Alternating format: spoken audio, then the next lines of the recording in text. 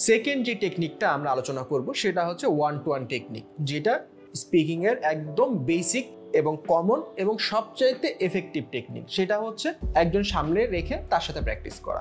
এখন অনেকে আমরা এই একটা প্রবলেমে ভুগি, সেটা হচ্ছে আমি ভালো পার্টনার পাচ্ছি না, যে আমার মতন যেভাবে আমি কথা বলি সেভাবে আমার মতন কথা বলতে পারছে না আমার পার্টনার, বা আমার পার্টনার কথা বলতে পারছে কিন্তু তার ভুল হচ্ছে কি আমার ভুল হচ্ছে এটা আমি বুঝতে পারছি না। অবভিয়াসলি এখানে কোনো ইনস্ট্রাক্টর নাই, সো আপনাকে ভুলগুলো ধরিয়ে দেওয়ার কেউ নাই। তো অনেকে এইটা থেকে পিছিয়ে যায় যে আমি ভুল করছি না, সঠিক বলছি এটাই তো আমি বুঝতে পারতেছি না, তারপর আমার পার্টনার যে আসে সে আমার মতন ইকুয়ালি ক্যাপাবল না, সো তাহলে আমি প্র্যাকটিস করব কিভাবে?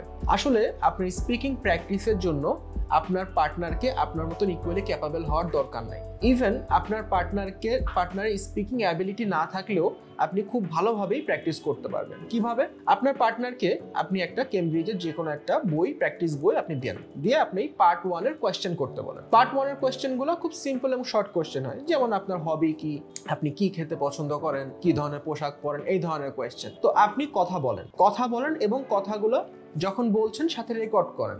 এর পরবর্তীতে আপনি কথাগুলো একবার নিজে শোনেন, যে জায়গাগুলো আপনার কাছে খটকা মনে হয় সেই জায়গাগুলো আপনি কোনো ইনস্ট্রাক্টরের কাছে বা অন্য কোনো আপনার পেয়ার্সের সাথে প্র্যাকটিস করে বা কথা বলে আলোচনা করে চেষ্টা করবেন সলভ করার জন্য। আর যদি এটা নাও হয় যে আপনি এইরকম কোনো আপনার সাপোর্ট নাই যে আপনার সঠিক ভুলগুলো সঠিক করে দেবে বা আপনার ভুলগুলো ধরে দিবে, সেই ক্ষেত্রে আপনার ওগুলাকে কেয়ার করারই দরকার নেই। আপনি আপনার এখানে ফ্লুয়েন্সিটাকে ডেভেলপ করেন। অর্থাৎ যখন আপনি একজন রিয়েল পার্সনের সাথে সামনাসামনি ওয়ান টু ওয়ান কনভারসেশনে এঙ্গেজ হচ্ছেন, তখন আপনার কনফিডেন্সটা অন্য রকম লেভেলে বুস্ট হয়ে যায়। এবং একই সাথে আপনার যে ফ্লুয়েন্সি, যেটা হেজিটেশন, আমাদের কথা বলতে যে হেজিটেশনগুলো হয় সেই হেজিটেশনটা অনেকটাই চলে যায়। মেনলি আমাদের কনভারসেশনে যেটা প্রবলেম হয় সেটা হচ্ছে নার্ভাসনেস।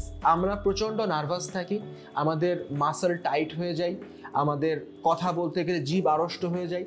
এর প্রবলেমটা নার্ভাসনেসটা দূর করতে গেলে ওই জিনিসটাকে ফেস করতে হবে। এখন অনেকে আছি আমরা আয়নার সামনে কথা বলতে পারি ভালো, একা একা থাকলে কথা বলতে পারি ভালো, ইভেন আমরা যখন মাথার মধ্যে কথা বলি খুবই ফ্লুয়েন্ট, কিন্তু যখন একজন সামনে একটা পার্সন থাকে তখন আমরা কথা বলতে গেলে আটকা পড়ে যাই। তো এই ভয়টাকে জয় করার জন্যই আপনাকে সামনে একজনকে বসিয়ে আপনি যদি ভুলও বলেন কোনো সমস্যা না, কিন্তু ভুলটাকে ভয় পাওয়ার কিছু নেই, ওইটাকে আপনি এমব্রেস করে নেন যে আমার ভুল হচ্ছে বাট আই এম ট্রাইং, এবং এইভাবে করে কনস্ট্যান্টলি আপনি আপনার ফ্লুয়েন্সিটাকে ফোকাস করেন। আপনার অন্য কিছুকে ফোকাস করার প্রয়োজন নাই, শুধুমাত্র আপনি ফোকাস করবেন আপনার ফ্লুয়েন্সিকে, যে আপনি একটানা কথা বলতে পারছেন। এটা একটা অনেক ভালো টেকনিক এবং স্পিকিং এ মোস্ট এফেক্টিভ টেকনিক হচ্ছে ওয়ান টু ওয়ান কনভারসেশন।